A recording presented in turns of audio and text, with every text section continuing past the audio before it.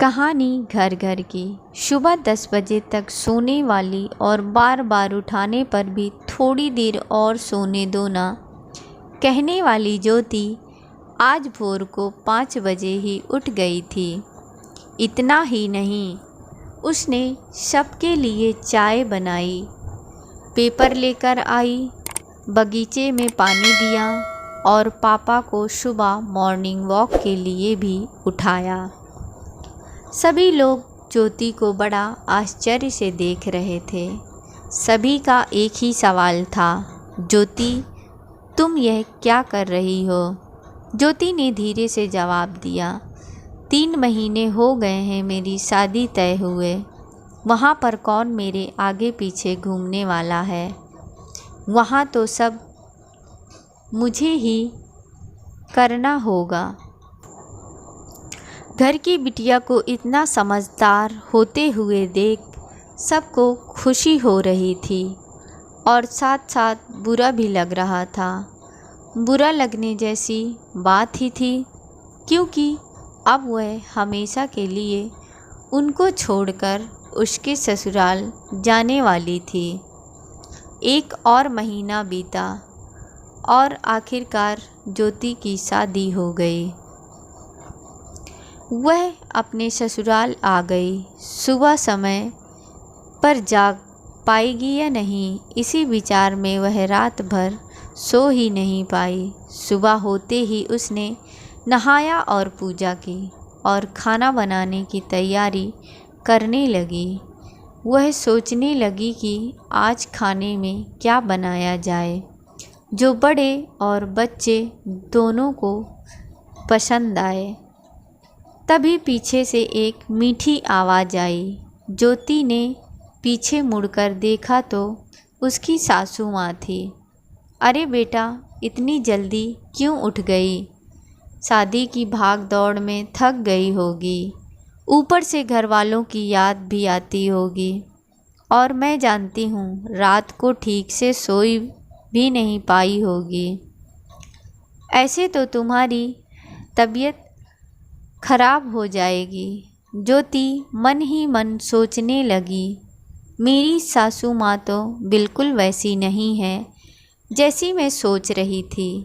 मैं तो डर के मारे कितने दिनों से सुबह जल्दी उठने का प्रयास कर रही थी।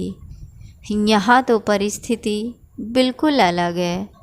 ज्योति ने कुछ काम खत्म किया था कि तभी सासू माँ ने आवाज़ दी, बेटा इधर आओ, देखो तो सही मैं क्या बना रही हूँ।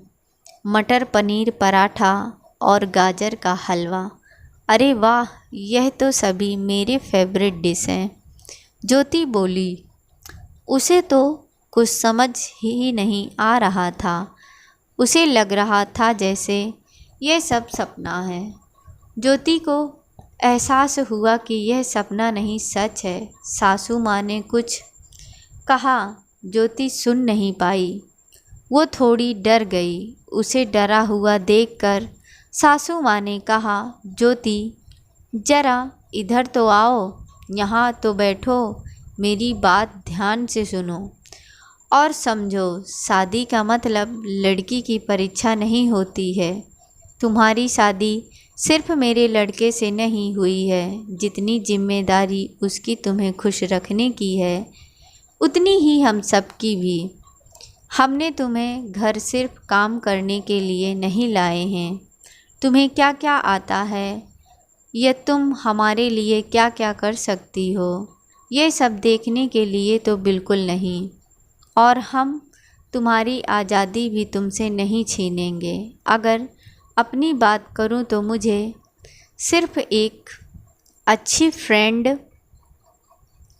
चाहिए थी। मैं बिल्कुल नहीं मानती हूँ कि सुबह सुबह जल्दी उठकर पूजा पाठ करना चाहिए, और मैं ये भी नहीं मानती हूँ कि बहू को बहुत अच्छा खाना पकाना आना चाहिए।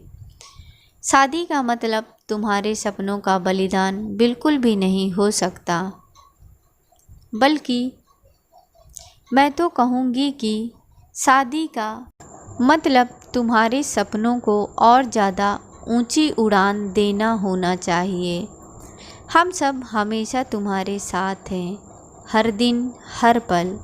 ज्योति की शादी को अब 10 साल बीत चुके थे।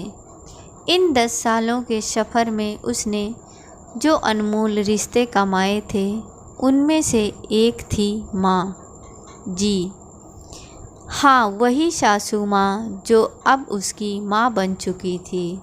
ज्योति ने अपने जीवन में काफ़ी उतार चढ़ाव देखे थे, लेकिन उसके मन में यह एक सोच बहुत पक्की बैठ चुकी थी कि जब भी उसके लड़के की शादी होगी और वह घर में बहू लाएगी तो वह भी अपनी सासू माँ की तरह ही अपनी बहू के साथ व्यवहार करेगी।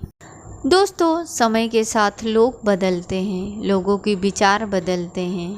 कुछ गलत लोग ज़रूर जीवन में आते हैं, लेकिन सभी गलत हों ऐसा ज़रूरी नहीं।